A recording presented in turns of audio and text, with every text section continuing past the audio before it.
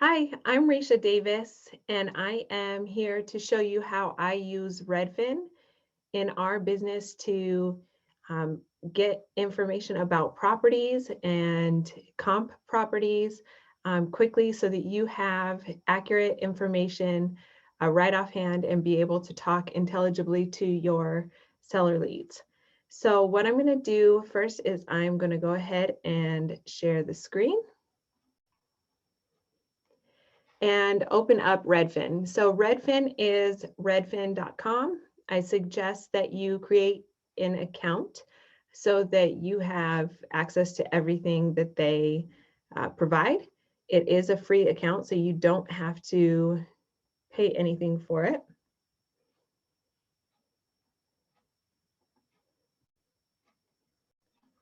So once you're logged into your account, you'll see that you can search for any address here.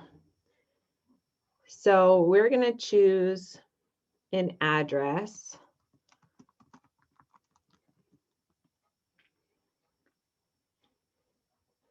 And when you pull it up, what you're going to notice is you're going to notice the Redfin estimate, the last sold price, if it has information on beds and baths, as well as square feet, and then the year that it was built. If there's any pictures, it's going to give you all the pictures here.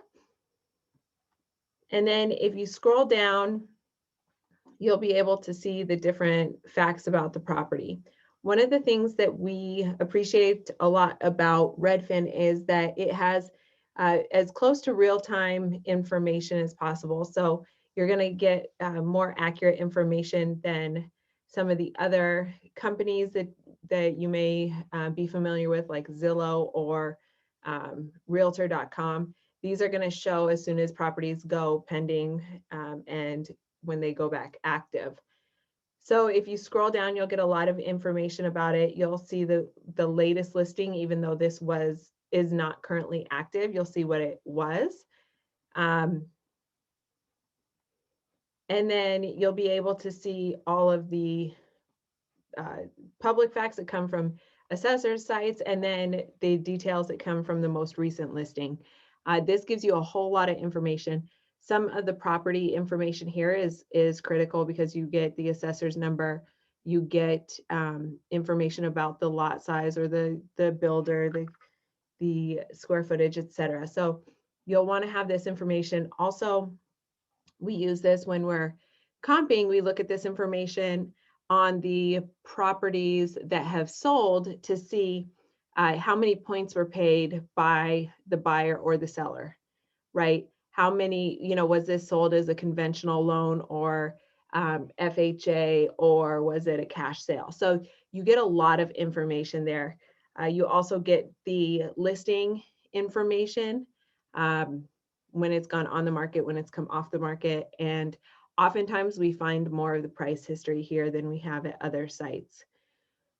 So what I'm going to show you first is if we were going to comp this property, let's just take this one for example.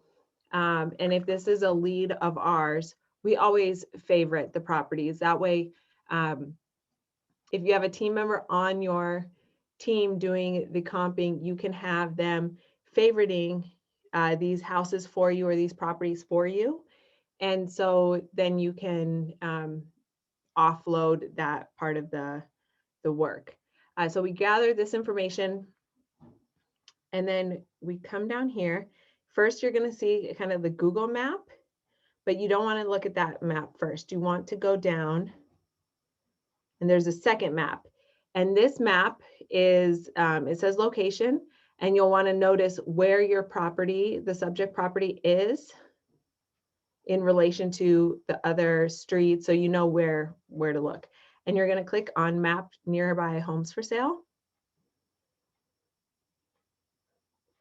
And so for this one, we know that the property was right here, the subject property, and then we can just see what kind of activity is happening right around it. So it looks like there's 3 active properties, and you can see their sizes right here. It gives you a nice little dashboard right here on the right-hand side. And if you click on more filters, you're able to adjust it a little bit more based on your needs. So you can use like active and coming soon, or if you just want to see what's under contract, you can click on only under contract and then apply filters, and you'll see that there are 9 properties under contract right now. And you'll see on the map that they're all over. So here's one, here's another one, but these other ones that are right at the edge of this map area show up as well. So you can change the map if you need to. You can just drag it. You can zoom in on the map so that you can gather data only about perhaps your subdivision that you're looking in. And then on the more filters, you can also just check off for sale, and you want to grab the solds. You can do the last 3 months is the best place to start. I'm going to zoom out just a little bit so we have a better picture. But you can see in this subdivision that there were 4 properties that sold, or 5 properties that sold within the subdivision in the last 3 months. And then if you need to change the filters a little bit more so that you have better detail, you can click on, okay, I just want to compare it to other houses. The square feet, this one was approximately 2,000 square feet. So I would just grab anything from 1,750 to about 2,250, maybe 2,550 if I need to open up my range a little bit, and apply the filters there. If you're working a property that's a little bit more unique and there's not as many comparables around, perhaps it's just land, or it's, you know, the properties are farther away from each other, then you're going to want to expand your time frame for when the property is sold. So maybe going 6 months or a year, finding the history about the property, seeing how much turnover is in the area. And then you can just click on each of these properties to see what the specific details are. Generally in subdivisions, there's going to be a difference between single story versus multi-story properties.